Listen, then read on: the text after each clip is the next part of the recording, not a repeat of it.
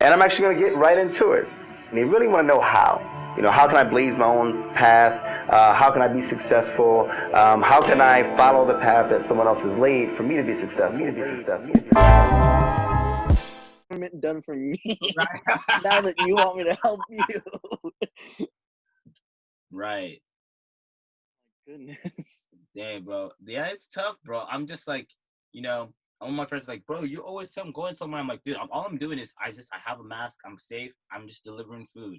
I just deliver Yeah. food. Once I that, mean, yeah, that's how I am at Brahms, like I go in, I have a mask, I put gloves on, steady washing my hands, and then, after I'm done, hop in my car, got that sanitizer spray, rub my hands, go home, say hi to, I say hi to my mom. My dad's usually asleep when I come home, like at midnight, oh shoot, 12:30. what are your hours? I usually start at like 5:30, and then I mean we close at 10:45, Okay. and then so cleaning can take like an hour, 45 minutes, whatever. And then I go home, say hi to my mom real quick, and then like shower, so like get all that stuff off me, and then I'm good. Okay. Okay. Well, it seems like you found a little bit of a routine in this chaos. Yeah, it's like you got to do what you can do, and then like again recently, like last week or whenever George Floyd passed away, like the nation really woke up, which Right. was good. Like Right. it's really good. Thank goodness, Um, bro. it's like it's a shame, but like you know, I'm glad that the revolution's starting to turn around. Um, and like it's on me too, like because I can be like, oh, like I've been a champion of this for like years, like you guys are like just not joining, like that's not the mentality I have to take. I want to be somebody who leads by example when it comes to that kind of stuff. When it comes to this issue, like I want to learn myself because like I don't know everything. I Yeah. still need to keep learning. I'm never gonna stop learning. Um, so I've been like watching stuff. I've been reading stuff. Like I watched 13th the other day, and that was crazy. Yeah. Right. Oh my goodness, the Maybe. things they don't tell you, man. Oh yeah, bro. And it's funny because these big corporations are the ones actually using their labor too. McDonald's, Cargill, Koch Industries. Like there's a whole list. And I'm like, somebody that's into investing. I'm trying to tell all my friends. That's why I posted on IG. Like, hey, y'all watch what you're investing in because you don't know that you're investing in slavery, Yeah, day slavery. but it's like that stuff has been going on for years, and like there's been reports about it. And then you got to look at a few things. Like these corporations that have the money to do it, they're saving money by using slavery, and then like they're going to use that extra money to be like, hey, you talk about this, you're not going to live to see tomorrow, so don't talk about it. They're using scare tactics. I started watching the Jeffrey Epstein documentary. Oh my gosh, dude, Jeffrey Epstein was that's one wicked guy, bro. that's Bro, wicked, wicked. man.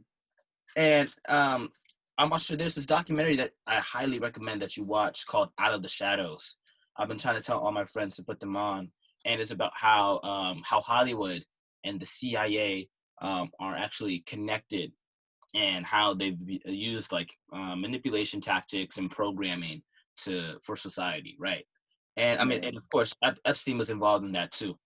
So, bro, man, Hmm. people, these big corporate, like, see, now it's actually making me, not rethink what I want to do. No, like, it's like, that's like a driving force, like, oh, shoot, yes.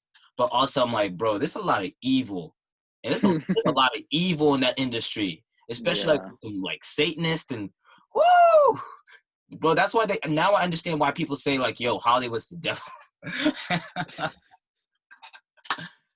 Bro, I mean, yeah. you know, old Hollywood, old system, old everything, man. Like I want change. I do, but it's gonna take a lot. so you can either bust in, boom, boom, hey, get out. Yeah. But I mean, like, I'll be honest. Like, I haven't done that. I haven't done that my entire life. Like, I've been somebody where I recognize the system or what, or like I grew up in the system, and I was like, all right, like this is what I have to do Yeah. to like be successful or whatever. I gotta make sure my English is good. I gotta make sure that I don't like make fun of the people with the money, with the power, the white people. I can't really like, like I have to be one of them. That's been something I've had to sacrifice. I kind of look like them, so I could pull it off. Are you Asian? No, no, it's whatever, man.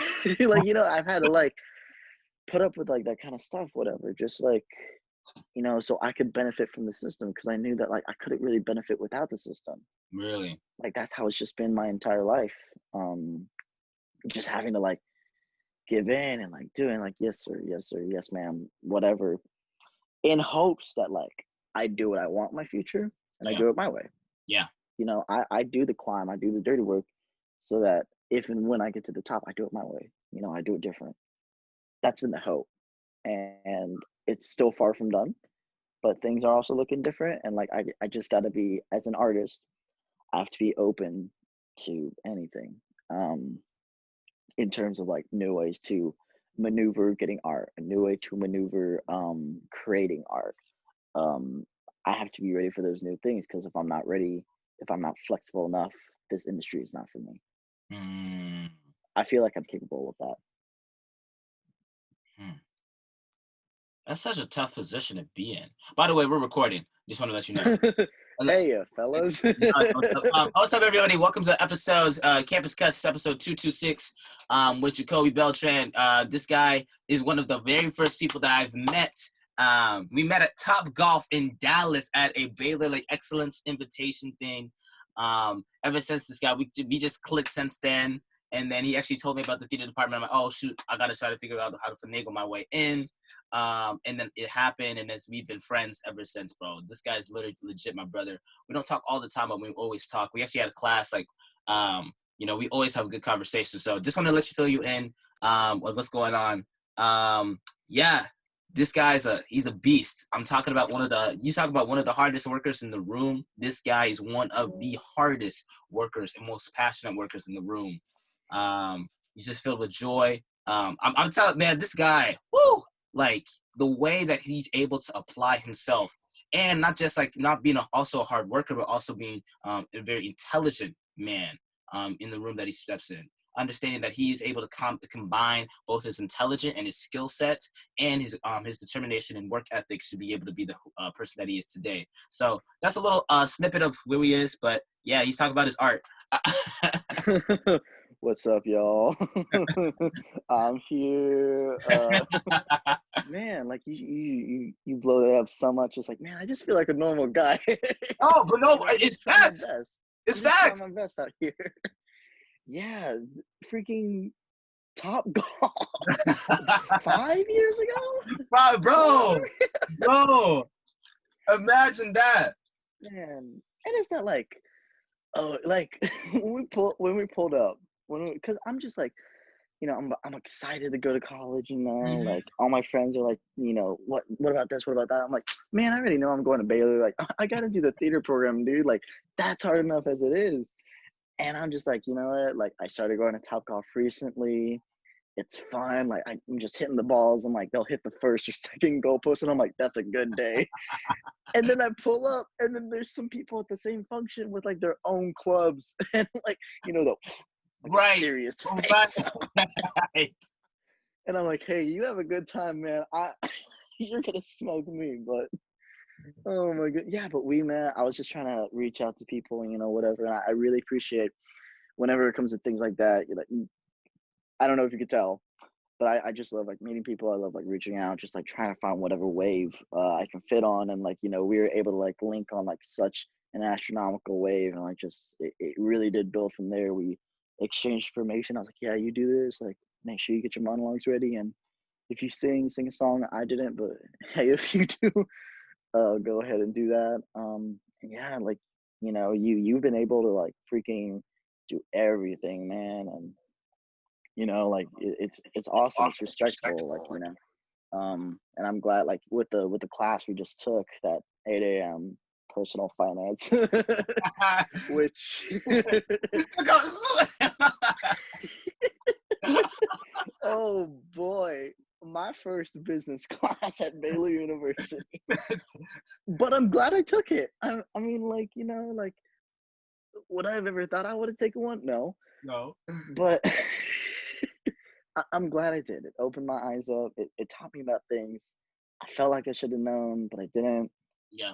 So to everybody watching, I strongly suggest that you can, if you can, like during the summer, during a winter course, something, whatever, take a business class. One, two, make sure it's like about like your personal finance, increasing your wealth, your worth, because that's important. Because like if it's not, they're not going to hand you the opportunity. They don't Right. want you to win. Right. So you got to go get that opportunity yourself. I mean, like Tanaka's out here posting on Instagram. There's no reason why you shouldn't be reaching out if you have questions about that kind of stuff. You could ask me, but one big takeaway from that class is like, all right, if I have any problems, I'm going to talk to an MBA. Right. That was one of my big takeaways.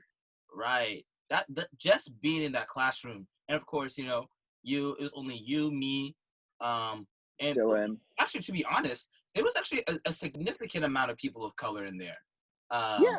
Yeah, like it was actually like pretty significant for a business class, because I know with the entrepreneurship minor, I'm one of the only people of color in the classroom. So I'm just like, all right, that's cool. That's cool. I love all people. You know, I love my friends. You know, I know the world doesn't like white people right now. But and then now they're on their white apologetic tour, doing scrubs and bro, Grab your tickets now. oh my god.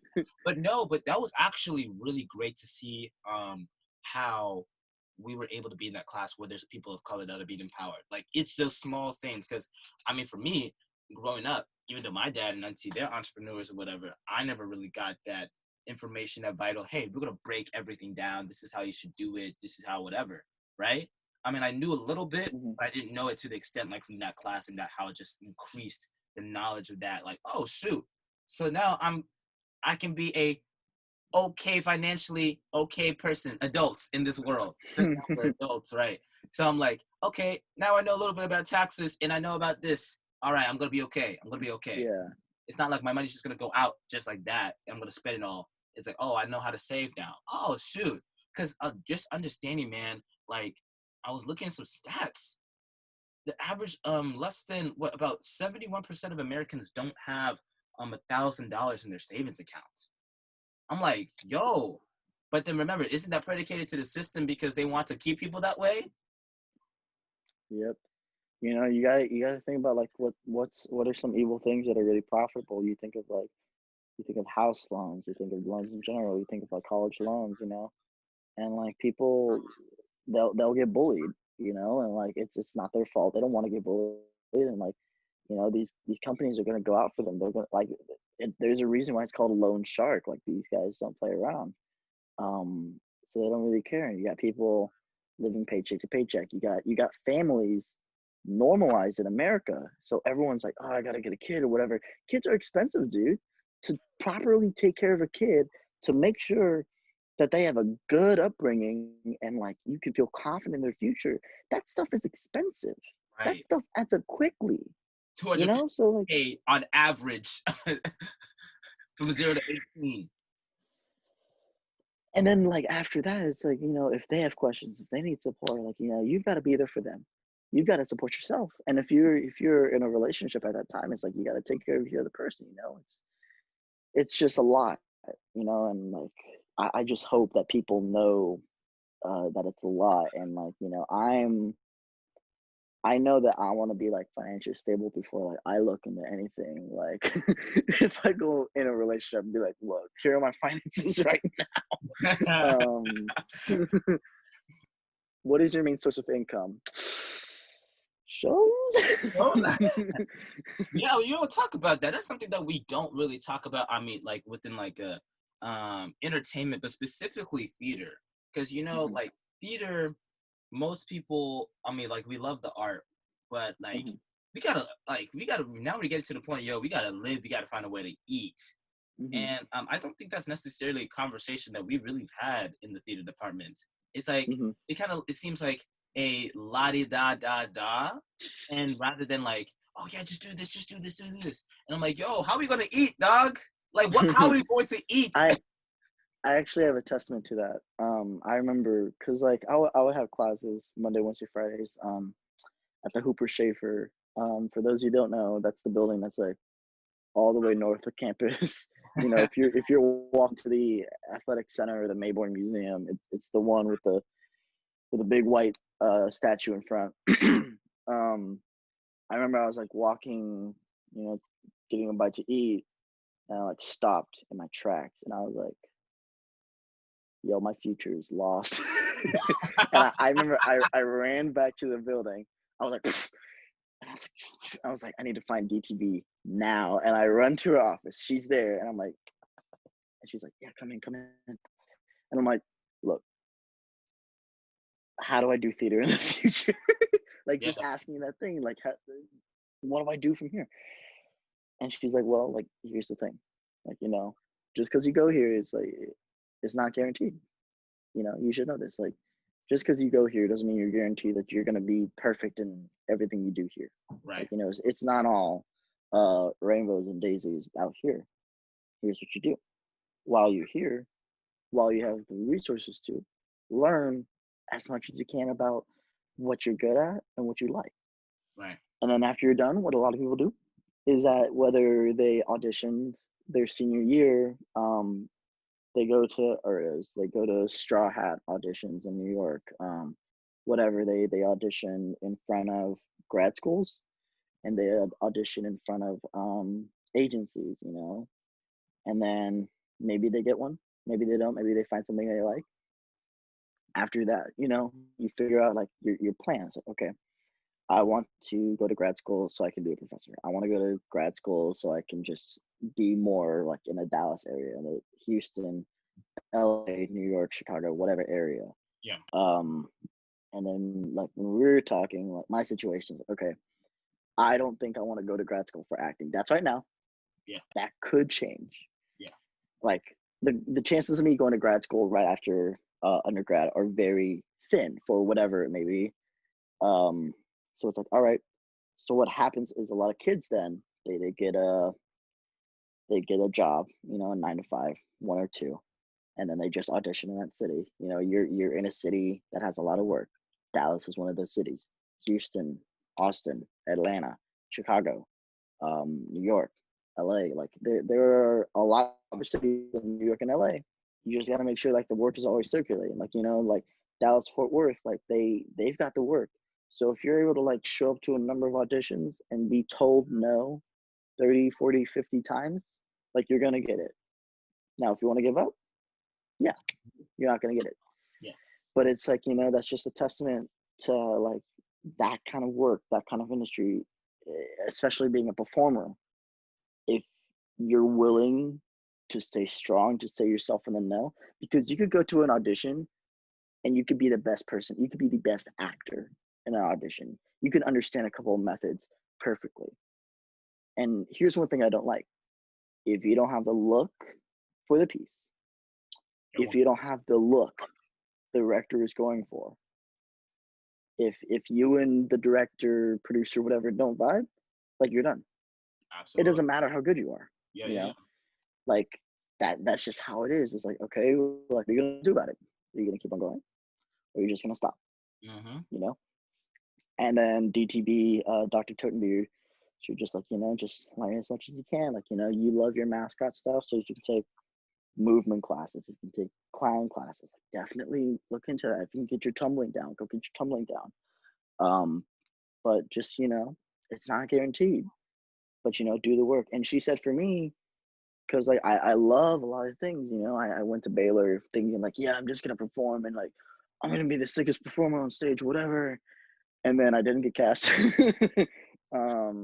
But Have you then been like casted I on the main learned stage? what? Have you been casted on a main stage yet? Yeah, I was in Antigone this It's a- year. Yes, Just super dope. Like I didn't get my first Baylor callback until Matilda. Matilda. Yeah, And that was wild because I don't sing. yeah, But I mean, I was like, shoot, a kids show, I can look like a kid. Uh, um, but like freshman year, like, you know, that's the wake up call, because like I'm in high school, and like, you know, I'm a hard worker, and like when you're in high school and like you work hard about something, like it shows, you know, and you're able to rise to the top or something. Right. After that, it doesn't matter, because everyone works hard. Right. Everyone works hard, or they're just good at it. You know, you could work hard at something as you want to, and there's gonna be someone more talented than Absolutely. you. You know, they don't Yeah. have to put in half the work you do, and they put in work that like rivals yours. Right.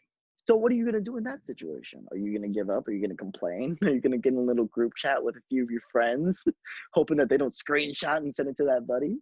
Or are you just gonna like buckle down and like make yourself better, you know? Right. And a passion of mine, and I don't know where I get it from.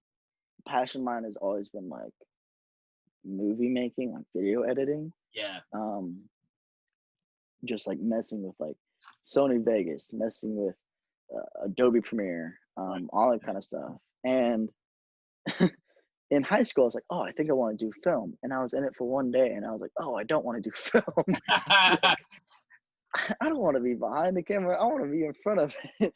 Yeah. But Yeah. like, Yeah.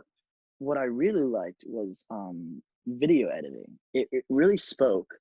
Now this is gonna sound baloney, but it really spoke to like my math and my physics side, because I love math and physics. Mm-hmm. Um, how to apply that on stage as an actor? I don't know. But I was like, it comes in later. So freshman year of Baylor at Baylor Theater, little Jacobe, 18 years old, and I'm like, I'm not getting cast. I like sound design. I like projection design. You know, it's computer stuff. It's like just throwing stuff on a timeline, you know, looking at videos, looking at a bunch of sound libraries. So I remember that semester, that fall semester, Professor Ryan Joyner was on, I don't know what you call it, a research project for the university, Right. because he was developing that, the VR, what do you call project for like prospective students, like Mm. campus wide, Right. university wide, like kids across the nation, probably across the world, Yeah. got what his work went into. And I said, look, man, I've been video editing for like years, and I'd love to like talk to you about like projection design or like something like that. Because at first I was like, I think lighting design like goes with projection or like video editing, because it's stuff you see, right? And then when I took, because in Baylor Theater, every person has to take 3 different types of like design tech courses. Right. It doesn't matter what you do. You have Mm-hmm. to take one about lighting and sound. You have to take one about like set building, and you have to take one about like costume and makeup. So I took the one about sound and lighting first, because I was like, that's the one like I think I'd be most interested in, that I feel like I could benefit most from early on. And then when I got a taste of like what lighting was like, I said, cool, not for me. Like, you know, X that out. Thank you very much. Thank you for your time. Sorry. But then he was able to, Ryan was able to put me in the sound design class that spring, and like I knew I was a performance major in a class with all like design students, and like these were all my friends. Like, you know, there was no like animosity, but I felt it upon myself. It's like, all right, like, you know, this is not my domain yet. Mm-hmm. I have to go make it my domain, you know, like I have to go work really hard on this. I have to like really show that I want to be here. And I felt like I proved that, and like, you know, just pushing to be a leader. It's like, you know, you understand the content so well that if you can teach it to other people, then like, you know it really well. And I felt like I was able to do that, you know, because some people had to take that class in the design degree plan. They had to take sound design, and like I was able to help them, and like, you know, get some good friends out of that. And then next year, sophomore year, I already took advanced sound design, and I took what do you call it? It's like whenever it's you and like a couple of the people and the professor. Yeah. Independent study. Yeah. I was able to get an independent study in projection design, like something that was like that really spoke to me. Videos, Mm-hmm. because I was just working with sound, and like I was able to translate my video editing like expertise into that. Now I'm working with videos, like the stuff that I really been waiting for, and I got to do that, and I got to apply that Mm-hmm. on stage. Not even on stage, in a performance aspect. I was making pieces where projections were the main actor. Right. I was so excited. Did I ever show you my "This Is America" piece? No. Oh, wait. Didn't you show it in the presentation? Maybe, but No. Oh, no. I had this. I'm just gonna talk about it because I feel like a lot of people.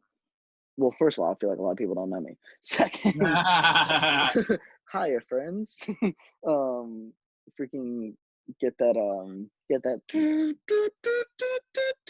We'll be right back. Whatever. But one of the like the second project, I think he made it very like loose. Yeah. He was like, because it was me, my best friend Aaron, uh, my other great friend Josh, and the senior Chase, and he like looked at all of us, and he like knew like what we all wanted out of sound design, out of projection design, out of like theater in general, and he assigned like specific projects to each of us. Right. And there was this one project in basic sound design, which was to take a music video, 3 to 5 minutes, take the music out, and then sound design the music video from there. So I worked with I combined Childish Gambino's Sweatpants and one Bonfire, which was a bunch of fun. And then even with that, I got to do some video editing.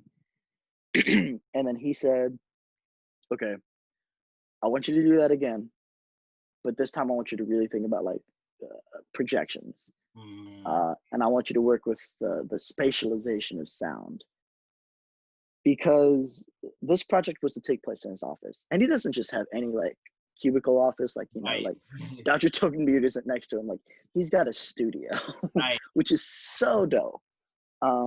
He's got this super cool studio. It's in the third story of the Hooper Schaefer, and there's one projection screen on one side, there's a TV adjacent to it, and then adjacent to that, there's a projector mount.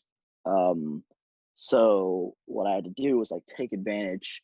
I was able to hook up the Mac to the TV to the projector, so it could project not only on the screen, but also like on the wall Right. to the right of it. Because you can manipulate that stuff on the computer. You can manipulate that stuff in a QLab, which is the application we use for sound and projection design in the theater. Mm-hmm. And it was a lot, like I spent hours, I spent a lot of sleepless nights there, because it was a project I really felt really passionate about. And there are like a few songs I wanted to work with that like meant a lot to me growing up, like Yeah. like a My Chemical Romance song, something else, and then like that song. And then like I looked at it and I was like, this song will like have the most layers. And like I was able to go with that. It was very political. Like bringing out both sides, because one thing I like to do is to bring out both sides. I don't like it. I don't favor it when it's just one side, whether it's the side I like or don't like. I want to hear the full story so I can make an informed decision that's best for me. That's what I think is best. And when it comes to like whenever Donald Glover, whenever Childish Gambino released This Is America, he knew what he was doing. Yeah. We knew there was a problem. Or a lot of people knew. But it was like nothing was happening. Right. And he said, look, this is what's happening. This is what you guys look like. You guys don't know that you look like this, but you look like these maniacs. Mm-hmm. Like you're letting these happen to America's kids. And look at TikTok, look at Vine, look at Twitter. Everything is okay when it's not. And I really wanted to like look into that, and like I was able to like string in, fear. Not only like, looking at fear, but also like feeling scared. Like you don't know what's gonna happen next. I feel like one of the coolest things I did in that project, messing with videos, is if you've watched the This Is America video, which if you haven't, stop right now, go watch it, come back. If you watch the video, the shooting happens on screen. Whenever people are shot, it happens on screen. What I did was censor the moment of shooting. It is psychologically scarier to think about that happening than seeing it unfold before your eyes. Mm-hmm. To force you to think about it as opposed to being spoon-fed it, Mm-hmm. that takes more of a toll on the brain. So whenever you're an artist and you can control the dialogue, whenever you can control the narrative, you control those pivot points for the dramatics. And not being able to perform and like control it technologically was super cool. It really spoke to me.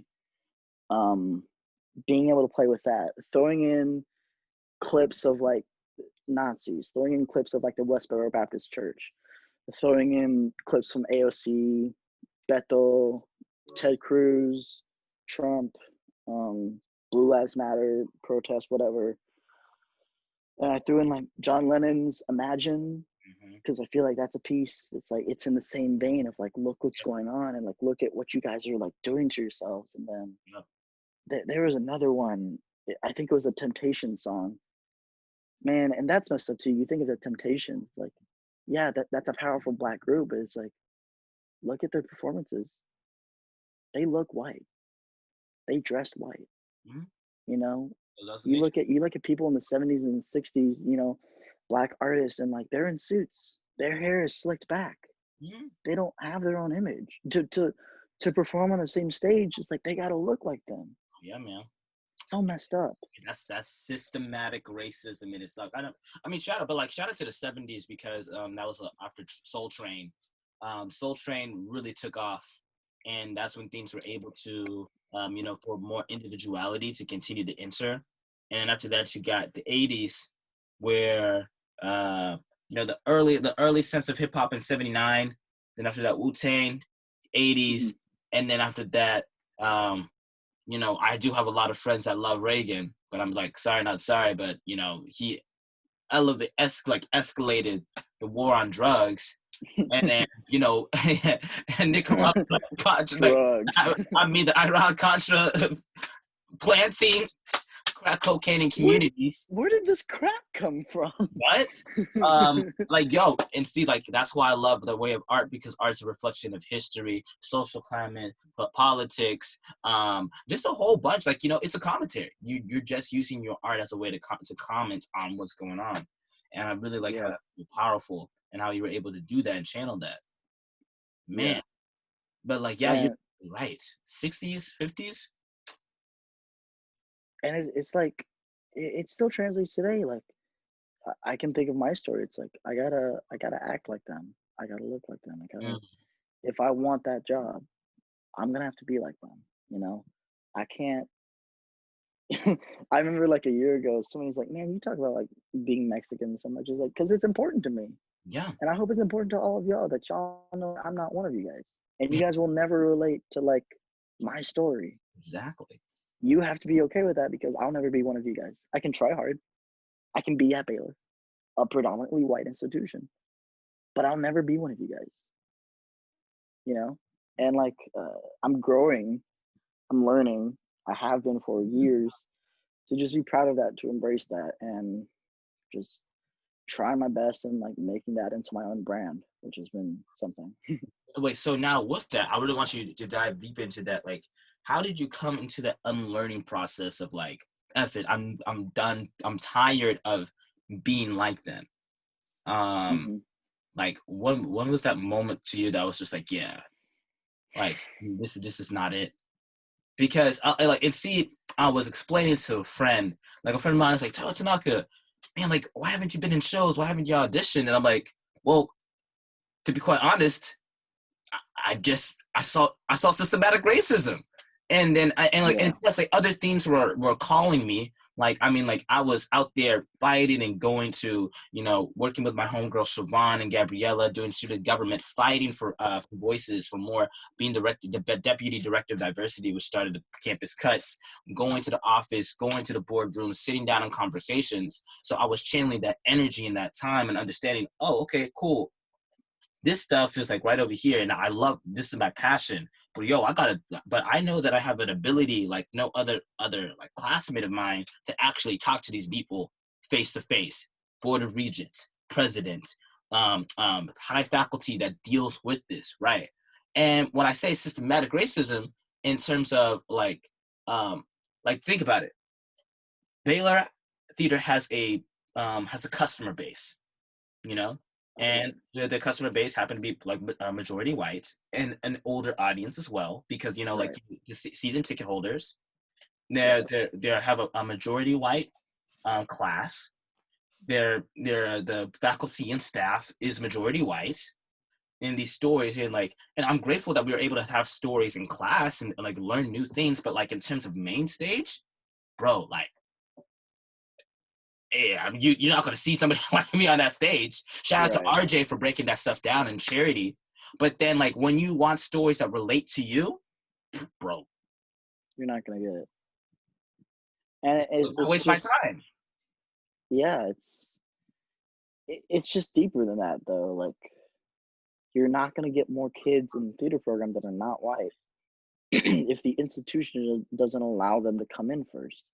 Baylor's expensive. And ACT Baylor, is going higher. hmm? The ACT score requirement is getting higher. Like when we got in, it was about 23, 24. Now it's at 28, 29. Yeah, it's stuff like that. Like, I've got so many problems with standardized tests. It doesn't matter how smart you are. It's just how good can you take the test? How many classes have you paid for? The pay barrier is enough as it is, Again, you look at a lot of America and like a lot of them are impoverished and a lot of them are people of color. Their opportunities are already limited. Right. Like growing up, like Baylor wasn't a dream school. Baylor wasn't a dream school until like my junior year. Right. I think I was like just dream big. When I was still vague about it, I was like, oh, like I think UCLA because like that's in LA, or like NYU because like it's a big name. But when I was looking for like what's best for me, where can I grow the most, like Yep. who would really care for me, and I found out like that was Baylor Theater. But it's gonna take decades. It's not gonna take years. It's gonna take decades because you have to start with a need for theater. Because again, those season ticket holders are older white people. They're gonna want comfortable stories, Mm-hmm.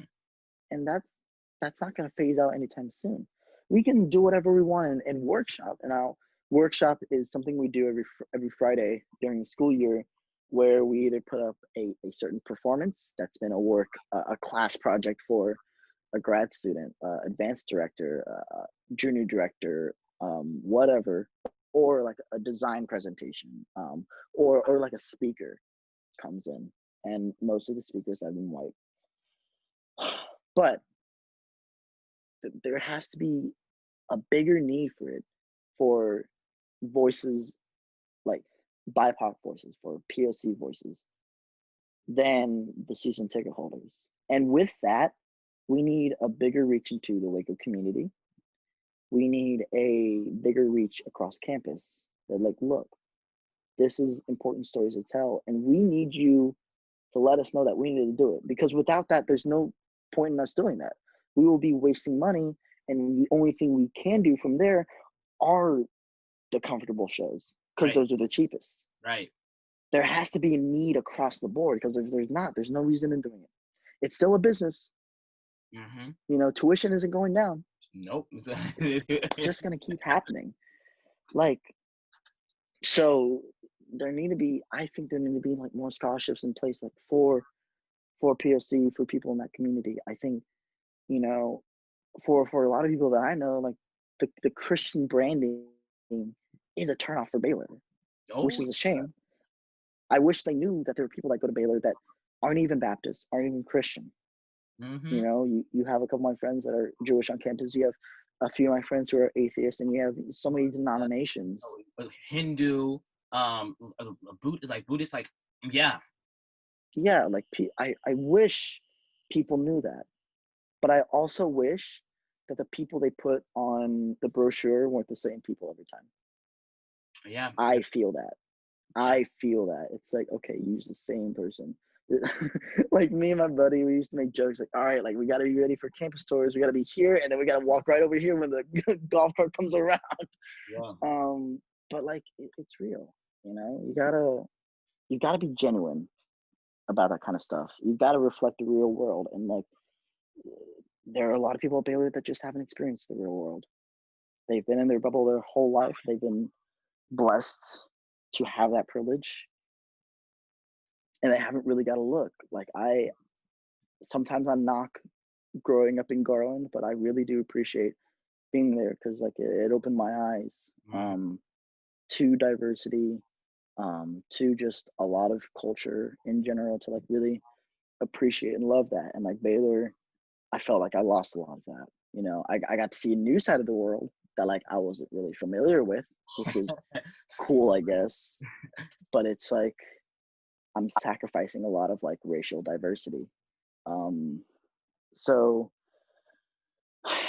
to see those stories on stage, we need a need, we need accessibility, not only in the department but in the school as well, Absolutely. for it to be helped by financially as well, because you can't just gloss over the tuition. And then, yeah, you need more professors that champion that, even if they're not POC. There is a diversity and inclusion alliance in the theater department. Hmm. It's just not. It's just not as championed as much. Like the people that are in it are so passionate. Like Guillermo, John Michael, Josh Nguyen, like Hmm. they do so much work. Do a lot of work. It's so great. They put up stage readings, but it's like when 10 people show up, when 7 people show up, like what do you do? Like I mean, forget that, bro. At this point, like, huh? When we did that stage reading of My Mañana Comes, like out of the people outside of mnemonic, 4 or 5 people from the department came. Yeah. Don't say you want it if you're not going to show up. Yeah. you know don't have empty words. Show that you mean it.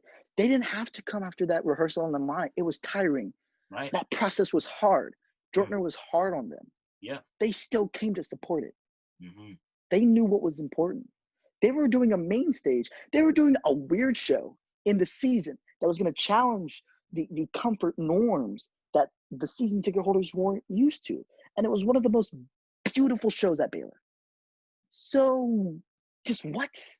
Yeah. It made you think. It made you really think. And I don't want to sound like that stereotypical artist, like you gotta think, like, no, like whenever you talk about different kinds of theater, that's postmodernism theater. You take what you think about modernism theater and you turn it upside the head. And that in and of itself is interesting.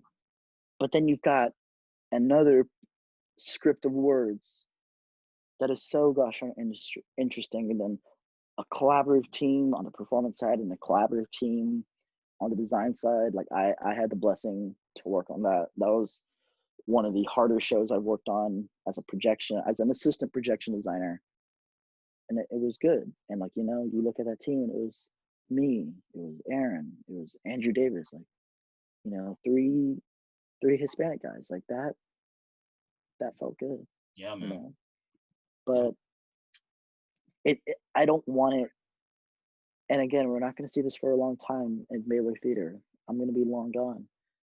But I don't want it to be where it's like, man, like look at these 2, 3 Hispanic guys working on this. I want it to be like it doesn't even need to be talked about, where you have like all this diversity racially, Yeah. gender wise, financially wise, legitimately represented, and it doesn't need to be championed. Right. You Like know, I saw this scary statistic about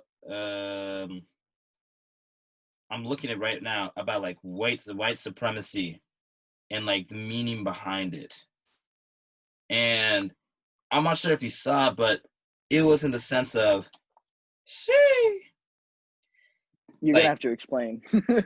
so it was a picture and understanding like what is white supremacy. Okay. And most people when they think about it, they only think about like nationalistic, like white nationalist, Nazi. Yeah, like no, it's just basically a system where whiteness is supreme, and it had Yeah. like the Supreme Court 100%, local stuff, whatever. Within the entertainment or arts industry, it's 96%. I'm like, well, man, But you have to back up and think about it. So I've been talking about the art I've been talking about has been like thought provoking, right, political, stuff that you really need to think about. I think some people don't understand about art and like theater and the dramatics in general is that it caters to a bunch of needs. It, there's some stuff.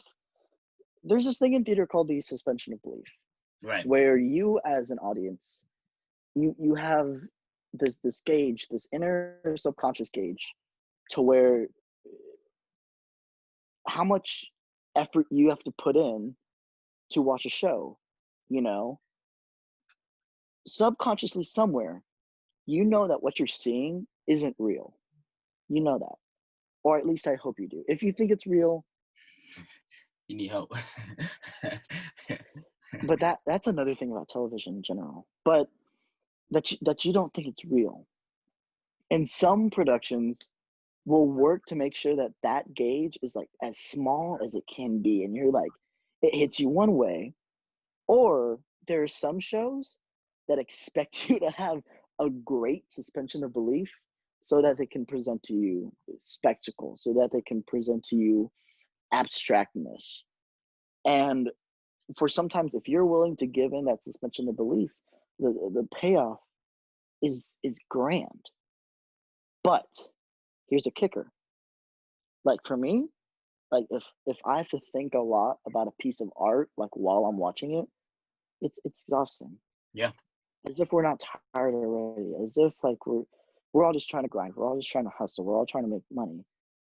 Sometimes I just want to like sit back and like watch mindless stuff. I want to listen to music that like I could just throw over my head, right. But then you look at the system.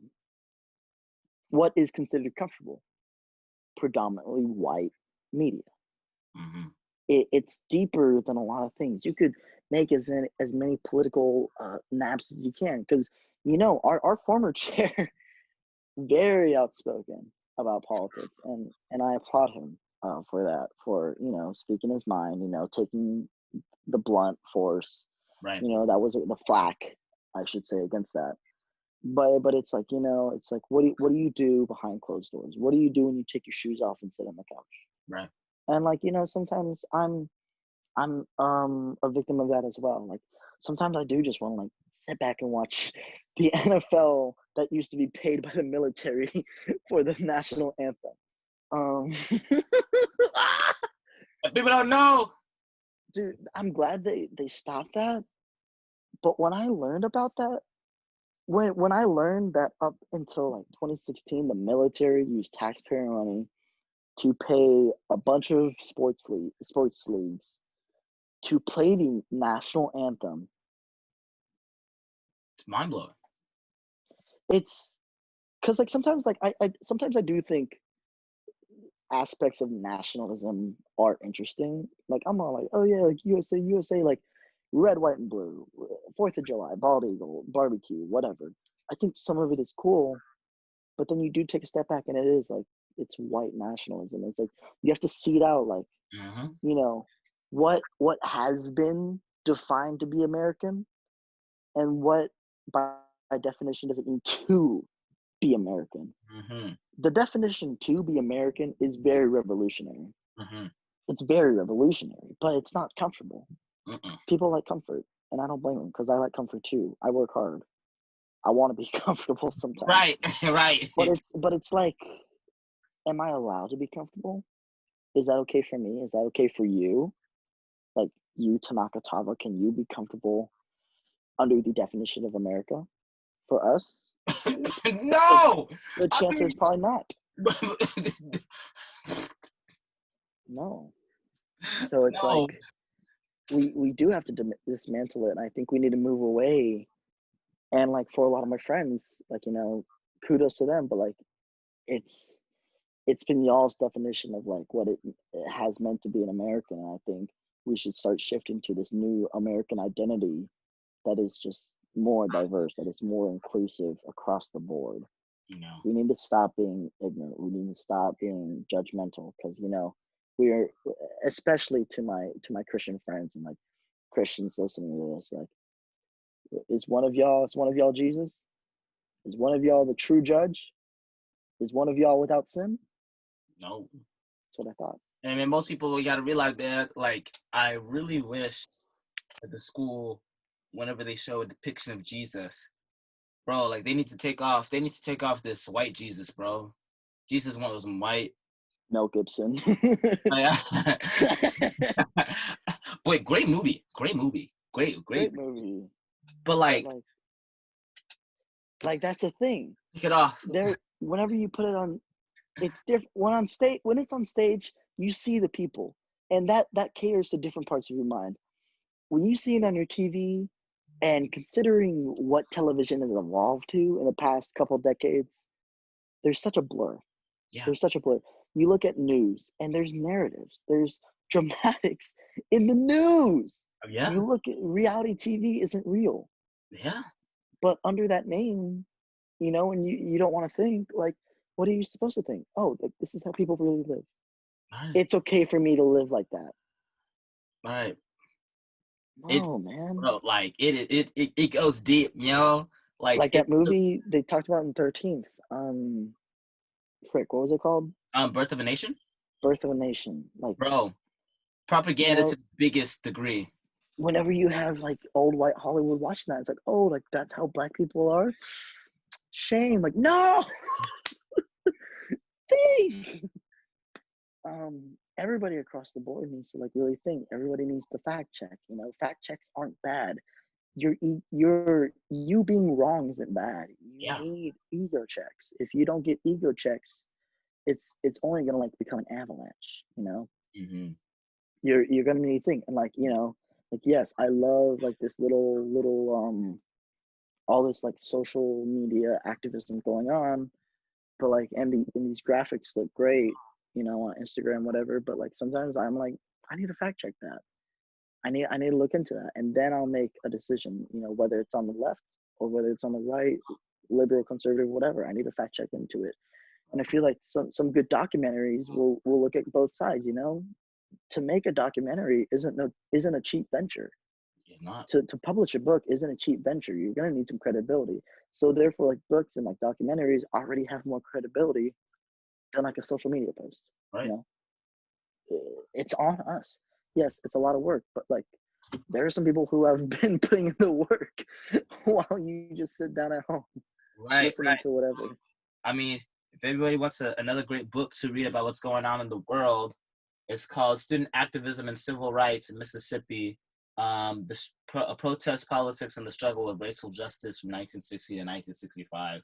And it doesn't just also look at African American history, but it also looks at the protest during Cesar Chavez during his time and in the workers' union. And I feel like, you know, like up next, like, yeah, like I believe BLM, but bro, another people, like, there's so many houses on fire, bro. Like, our Mexican brothers and sisters, our Latino brothers and sisters, bro.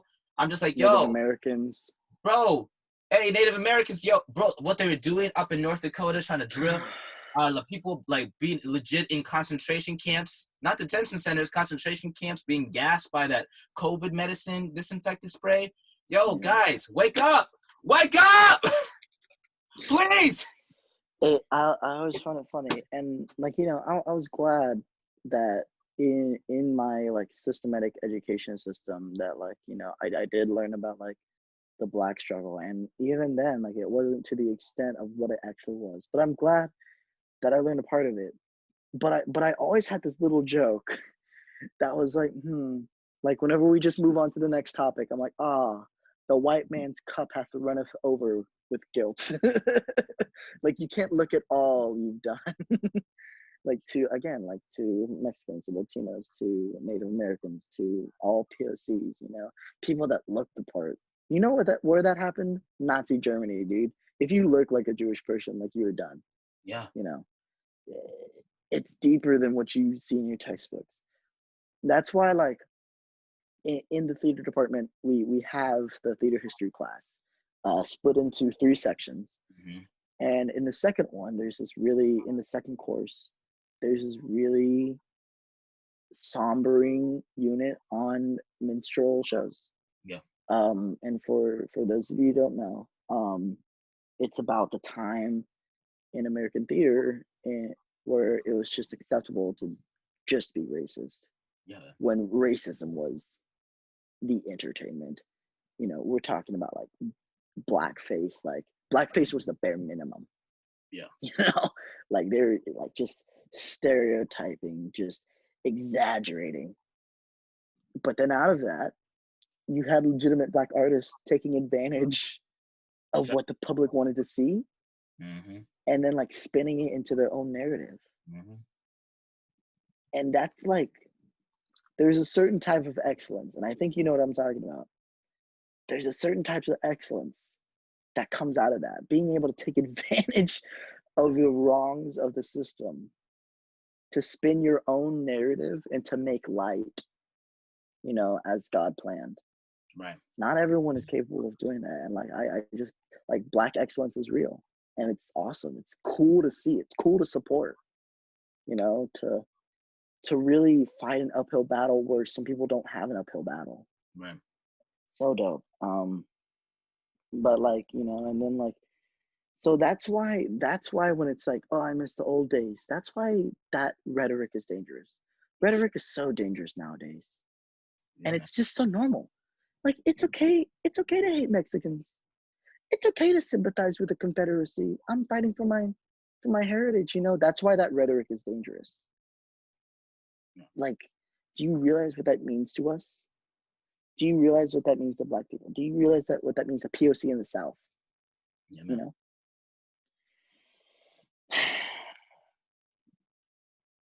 That's so good. And Bro. I'm glad this is going on. Like, I'm glad, because like, for some people, this has been their reality. Bro. For some people, this is what they've been wanting to champion. And then we've been in the system where it's like, oh, just be quiet. The people want to be comfortable. Yeah, man. So I'm glad it's happening. I'm super glad it's happening too. Like, back in the day, like, I didn't necessarily have the vocabulary, but it was more through my actions. I think I would hope to think in the ways, like, the things I was involved in and how I was moving. But now I'm like, okay, I've finally been equipped with the vocabulary, have the experience, have been doing the work with other great people that have given me their vocabulary, expanded my knowledge much more. And that's why I'm like, bro, I'm going to guns a-blazing. Like, I don't care no more. Like, yo, we got to go. We got to move. But doing it, like, in strategic ways and, like, in planting seeds, of course. But it's now I'm like, okay, finally, I can finally, like, now talk, which is very important. And I'm glad that I'm keeping it the way that they are. Yeah. I'm personally, like, I'm a little scared because I'll be posting stuff on Instagram. I'll be posting stuff on IG stories, on Twitter, whatever. To some of my followers can seem a little rambunctious in a political nature. But, like, I want to talk. And I'm glad that a couple days ago, I did post something on my story, criticizing the president that was, like, a little rambunctious. And it felt good, like, having a couple of my white friends, like, reach out and, like, what do you mean by this? Or like, I don't know, like, that's exactly what you mean. And I'm like, look, like, here are the facts. Like, it was about Antifa. It's like, okay, like, look, here are the facts about it. It's not a real, like, syndicated national organizations. Are there groups across the nation? Yes. But there's not, like, a national, like, it's if you look at the true vein of it, it's like anarchy. Like, it's not going to have an organization. But, like, like, I feel like the really dangerous rhetoric with President Trump, it's like, if you don't agree with him, if you don't, like, compliment him every week, you're going to be on his enemy list. He's going to give you a name, and he's gonna throw that name into like a vacuum chamber until it sticks. Yeah. An earworm in the American ear. Mm-hmm. And then like they just start to believe it. I feel like that's a really dangerous rhetoric. And I like, because in what other position is that okay? Can you do that as a teacher? Can you, wouldn't Twitter cancel an actor doing that? Then like any other position, like Yep. if me serving ice cream up to people, if I'm like, oh, like I think like all Mexicans are rapists, like wouldn't I get fired on the spot? Yeah. You know, man? Yeah, man. Yeah, man. So, Yeah. but this is the time, bro. The time's now. But, and you know, like, and I'm gonna give my honest opinion, bro. I am in support of the looting. I empathize it and I sympathize because see, I'm Zimbabwean American, so I'm like what my mentor was saying yesterday is like, yo, Tanaka, you're African American. Families from Africa, they came in the last 20 years or the last 50 years. You were born here. You're African American, or like, you know, like you're African and American, like you're Zimbabwean American. And it's like, for me, he's black, or he's African American in terms of like his ancestors were taken from slavery, whatever. He's a Moor actually. So he was able to do like 23andMe and see him where he's from and all that stuff, which is awesome, which is great. And so it's like, yeah. And I'm like, you know what, man? Like, I support them. I support the looting. Like, I'm not gonna lie. I'm It, from small businesses. Oh, bro, that sucks. No. yeah. But I mean, like, yo, There are so many levels to it. Like, you get to really see people's true colors. You get to see like, okay, who are the people who have not cared but take advantage of a situation to steal? yeah, But then even behind that point, it's like, why are they stealing? right, Because the system has disavowed them this entire time. right. Point number 2. You have the group that's like, guys, like I know you're mad about black people being shot, but like this is just too much. Like, Bro, you have 400 years, bro. 400 years of not just black, brown, like a black, indigenous, like black, bro. Imagine that. Like, see and say like, oh man, you're hurting your communities. Yo, the funny thing is, most of the majority of these communities that are looting don't even own the community. Like, what are you talking about? Like, there's no ownership. That's why they feel like this, like, at least taking that thing they can value and they have something. They can own something. Like, yo, you can't yeah, break, bro. I'm telling you, man. I'm telling like you, that. people, they're lucky that all these people don't want revenge. Yeah, They're so lucky that they don't want revenge. They're so lucky black people don't want revenge. They're so lucky that indigenous Native Americans don't want revenge. They're lucky that Mexicans don't want revenge.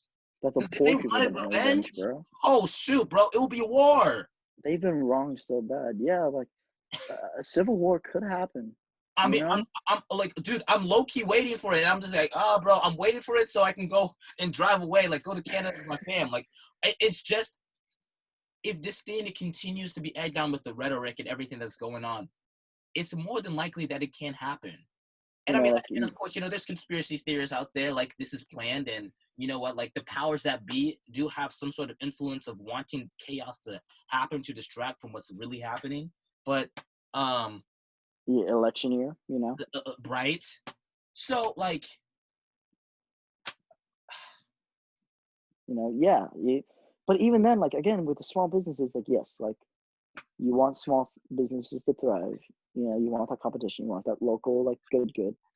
But then it's like, I think a little bit about Deep Ellum. I think about like who really like frequents it, and I think about like what colors that culture, and I'm like, okay, just gonna like leave that out there. You know, Deep Ellum in Dallas. I'm surprised that nobody's looted Magnolia. I'm.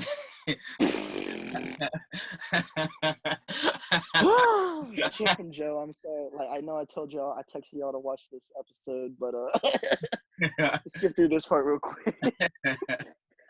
I have never been to Magnolia. Oh man. I remember I tried because it had never been like important to me. Yeah. I had much better things to do. I remember I was kind of offended by my parents one time. They're like, "We've been Magnolia before," and I was like, "No, we haven't." And they're like, "You were at a Baylor thing, and we went to Magnolia," and I was like, "Oh, cool." Oh man. And no. This year, a junior. This past year as a junior, I tried to go for the first time ever, and I was like, okay, like cupcakes, sure, whatever. Like I think I can get a couple. And the line was around the building. I said, Right. no, thank you. Right. You gotta go there early I in the morning. what? But I get it. Like there's some bakeries that are just like that, like in Dallas, like and if you ever go to New York or like other places that have the Magnolia Bakery, you need to go. Society Bakery in Greenville. What's that one? There's this one truck. It used to frequent Firewheel Mall. I think it was called like Butter Cakes or something like that. Really good, like little like bun cakes, whatever. Like support the local businesses, support that good stuff. Make sure there's the need and the want for them to keep on succeeding and thriving. Right. It's super cool. Like in Waco, there's some place like Health Camp, Shorties, Double R's, Captain Willie Whiz Bangs. You got to keep on supporting them because they're there and they represent the 254 Georges. Like Oh, keep on supporting them. Even that the is it Hollingson's off campus? yeah. Um, so good. Go support that. Like yeah, make that comfortable. Don't make it like a venture. Make it comfortable. Like your comfort doesn't have to be McDonald's. It doesn't have to be Whataburger. It doesn't have to be Torchy's. Torchy's is so expensive. It's good. Bro, Doesn't feel Mexican, but for, it's good. for those little tacos, bro, like this, like But I 11 mean, bucks. like that's yeah, because like that's a street taco, but also like they charge like what you would get at a gas station for 5 tacos for like one taco. Bro, like Fuel City tacos, you can get like what 10 of them for the Oh, price of like bro, any gas station in Garland, bro, like you're good. Oh man, but Jacobe, we gotta wrap this up, man. So I have one last question, bro. I enjoyed this conversation. I enjoyed you having it on the podcast, man. I'm glad to be here. I'm glad this is finally happening. Right. My last question for you is, what do you want your legacy to be? That's what that's a thick one. I I just want to be like the best me I can be, man. Like I don't think I've ever really been the absolute best at anything, but I feel like my hard work, I feel like I've always been a person that's like willing to serve, whether I know you, whether I don't know you, whether I love you, whether I don't love you. I feel like my willingness to serve like shows out anything beyond that, in whatever I do, theater, design, mascotting, just whatever project I have in front of me, I'll give it my 200% passion. And I want to instill change. I want to instill like happiness into people. Um, I feel like I want that to like really be remembered, and not only remembered, like for people to take that upon themselves to know that they can do that as well. They don't have to be like the nation. They can be them. They are the change. That's good, bro. That is so good, man. That's amazing, man. This is my favorite segment of the show. It's like the quick wrap up, bro. It's a chance where I get to speak life. Literally, because it's biblical. James 4 says, like life and death is spoken from the tongue, bro. And I got to continue to encourage my guy, man, Jacobe, bro. Man, I love you so much, man. I'm inspired by you daily. I'm inspired by your work ethic. I'm inspired by just your individuality and your creativity. How you said, like, you are being the best you every day. And even though it might not look like it or feel like it, the way that you're able to connect with so many people, the way that you're able to connect and sit down and bring people together, it's beautiful, man. Just knowing that you have a heart, and maybe it might be the Capricorn in both of us. Like that's why we're just so stubborn. Like, yeah, we gotta work. But no, but like despite all of that, man, you make it your point and an emphasis to truly bring in and foster community any way that you can. And that is very admirable. and I'm proud to call you a brother. I'm proud to just to see how you've grown. I'm proud just to see the type of person and human being that you are, knowing that your family and how you care for your sister, how you care for, your mom, your dad, and how you just want to continue to make sure that, you know what, you're going to give it your best at every time, bro. And know that you are valued, that you're loved, and you are way more talented than what anybody the world knows right now. And know that, man, I'm so blessed to be able to walk side by side with you, bro. And thank you for all that you do, man. No Thank cap, you, man. Thank you. Yeah, like two-way street, no two-way street, man. cap, no cap, bro. But that's it, y'all. Hope you guys enjoyed this very candid and open and honest conversation. As always, chopping it up in the barbershop that is in the closet. Campus Cuts 226. Hope you guys enjoy. And we are